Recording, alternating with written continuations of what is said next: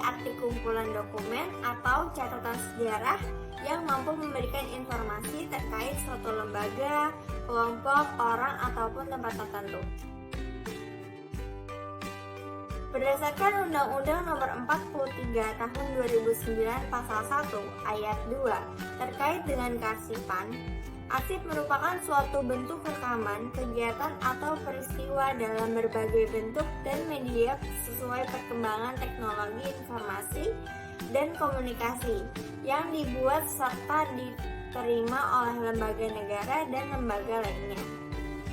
Selanjutnya yaitu ada peran dan fungsi arsip. Yang pertama yaitu sebagai pusat informasi, setiap arsip bisa membantu ingatan seseorang mengenai sebuah naskah tertentu. Selanjutnya yang kedua yaitu ada sebagai sumber dokumentasi. Jadi arsip dapat digunakan pemimpin organisasi dalam mengambil keputusan dengan tepat mengenai masalah yang dihadapi. Selanjutnya yaitu sebagai bukti resmi pertanggungjawaban penyelenggaraan. Selanjutnya yaitu ada macam-macam peralatan kearsipan. Yang pertama ada map arsip atau map folder, hanging map, ordner, box arsip, perak arsip, dan filing kabinet. Sistem arsip berdasarkan abjad merupakan sistem penyimpanan dan penemuan kembali arsip berdasarkan abjad. Kelebihan sistem penyimpanan abjad yang pertama yaitu dokumen yang berasal dari satu nama yang sama akan berkelompok menjadi satu. Yang kedua, surat masuk dan surat keluar disimpan bersebelahan dalam satu map. Yang selanjutnya, mudah dikerjakan dan cepat ditemukan. Yang terakhir yaitu mudah diterapkan. Selanjutnya itu kekurangan. Yang pertama yaitu pencarian dokumen untuk nama orang harus mengetahui nama belakangnya. Selanjutnya, surat-surat yang walaupun berhubungan satu sama lain tetapi berbeda nama pengirimannya akan terpisah dalam penyimpanannya. Selanjutnya itu harus mempergunakan peraturan mengindeks, dan yang terakhir yaitu banyak orang yang memiliki nama yang sama sehingga harus lebih teliti karena kalau tidak teliti bisa salah dalam penempatan dan penemuan kembali arsip. Jadi ini merupakan arsip berdasarkan abjad. Pertama, kita harus membuat font indeks terlebih dahulu. Bisa kita lihat di sini ada nama Tanjani SEMM. Lalu di unit 1 ada Tan, di unit 2 ada Jan, dan di unit 3 ada Ni beserta dengan gelarnya. Nah, lalu kita harus membuat kode abjad terlebih dahulu untuk bisa dibuat arsip nantinya. Dan harus membuat urutan abjad terlebih dahulu. Selanjutnya kita buat daftar klasifikasi sistem abjad. Di sini untuk main GT sendiri adalah inisial sesuai dengan urutan A sampai Z. Lalu di sini ada kode abjad yang berupa singkatan dari subget ini.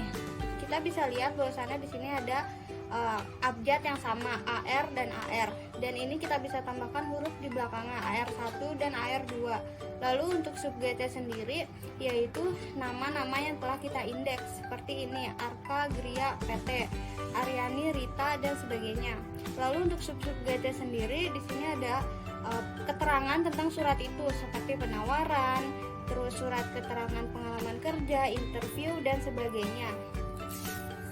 Lalu setelah membuat itu semua, kita bisa membuat arsip itu sendiri seperti ini contohnya.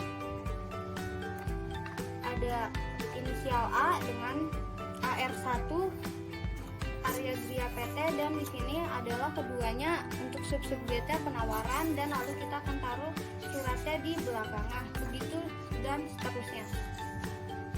Selanjutnya ada sistem arsip yang disimpan berdasarkan subjek. Arsip berdasarkan subjek ini merupakan sistem penyimpanan dan penemuan kembali arsip berdasarkan masalah atau pokok masalah. Lalu ada kelebihan dan kekurangan dari sistem subjek ini. Pertama, kelebihannya itu mudah mencari keterangan bila perihalnya saja yang ingin diketahui, lalu dapat dikembangkan dengan tidak terbatasnya judul dan susunan. Lalu kekurangannya itu sulit mengklasifikasikan apabila terdapat aneka ragam perihal yang hampir sama padahal berbeda satu sama lain. Lalu yang terakhir kurang cocok untuk bermacam jenis surat. Next, selanjutnya ada sistem arsip berdasarkan masalah. Nah, ini kita akan membuat langsung aja ke form daftar klasifikasi tanpa membuat indeks, tidak seperti arsip yang abjad sebelumnya. Nah, langsung kita tulis di sini ada kode get, pokok masalah, dan sub masalah. Untuk kode get sendiri itu adalah kode seharusnya, yaitu FN yang sama dengan artinya finance. Lalu ada GA yang artinya general affair. Lalu ada pokok masalah. Di sini kita harus tuliskan kode terlebih dahulu seperti FN.01 yang artinya itu pembayaran. Lalu FN.02 yang artinya penagihan. Lalu untuk sub masalah kita harus buat kode terlebih dahulu juga seperti FN01.01 yang artinya itu keterlambatan pelunasan. Lalu ada FN02.01 yang artinya penagihan hutang dan FN02.02 tagihan pelunasan hutang. Untuk kodenya ini sendiri kita harus ikutin sesuai sebelumnya seperti di pokok masalah ini. Dan setelah kita buat daftar klasifikasi, baru kita bisa membuat arsipnya. Seperti kita bisa lihat, pada dasarnya seharusnya di sini itu adalah FN-nya saja atau kodenya saja tanpa harus kita tulis lagi finance-nya. Lalu setelah itu kita buat sub masalahnya yaitu FN01. Ini kita hanya tulis FN01 karena sejatinya perusahaan itu sudah tahu apa FN01 itu artinya apa dan apa. Lalu ini sub-sub GT juga seperti itu, harus ditulis hanya FN0101 saja tanpa harus ditulis keterangan bawahnya. Lalu baru kita masukkan suratnya. Yang ketiga ada arsip berdasarkan kronologis. Arsip berdasarkan kronologis merupakan sistem penyimpanan dan penemuan kembali arsip berdasarkan tanggal, bulan, dan tahun. Selanjutnya ada pula kelebihan dari arsip sistem kronologis. Yang pertama yaitu sangat cocok untuk unit pengolah yang kegiatannya berkaitan dengan tanggal dan jatuh tempo. Yang kedua yaitu sangat mudah diterapkan. Terus yang ketiga ada sangat sederhana. Ada kekurangan dari arsip kronologis. Yang pertama, tidak cocok untuk organisasi besar. Yang kedua, akan terjadi kesulitan dalam penemuan kembali arsip apabila peminjam yang menyebutkan masalah atau perihal arsip tersebut sering lupa dengan tanggal surat, terutama tanggal penyimpanan. Yang ketiga, tidak semua unit pengolahan dalam organisasi itu cocok menetapkan sistem ini. Yang terakhir, agar mudah mengatur letak arsip dalam folder, maka pembuatan kode tidak dapat murni 100% tetapi harus ditambahkan dengan kode abjad.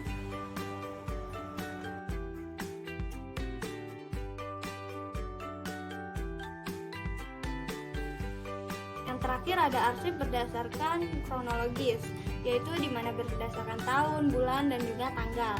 Untuk main gate-nya di sini biasanya pakai tahun, yaitu 2017, 2018, dan seterusnya. Lalu untuk subgate-nya itu kita pakai bulan, yaitu seperti Januari, Februari, Maret, April, dan seterusnya. Dan untuk yang terakhir sub gate-nya yaitu kita taruhkan tanggal, yaitu tanggal 2, tanggal 18, tanggal 24 yang ada di contoh ini. Lalu setelah itu baru kita membuat arsipnya. Di sini 2017-2018. Seharusnya ini tidak apa-apa ditaruh di depan, dan biasanya kalau di perusahaan itu untuk tahun-tahun sebelumnya akan ditaruh di paling belakang karena untuk kebutuhan arsip itu sendiri, seperti agar mencarinya lebih mudah jika kita menaruh tahun yang baru di depan. Nah, lalu di sini setelah habis masukkan tahun, kita masukkan bulan, lalu tanggal, dan baru kita masukkan surat-suratnya. Thank you for Watching our video.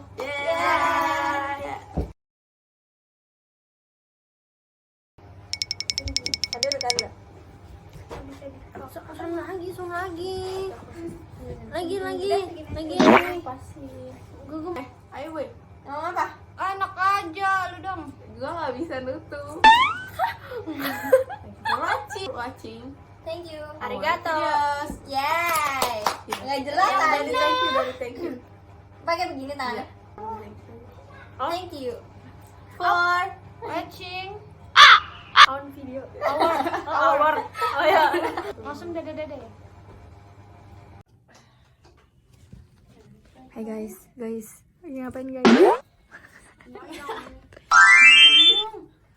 Coba lihat ini Apa tuh? Udah bagus.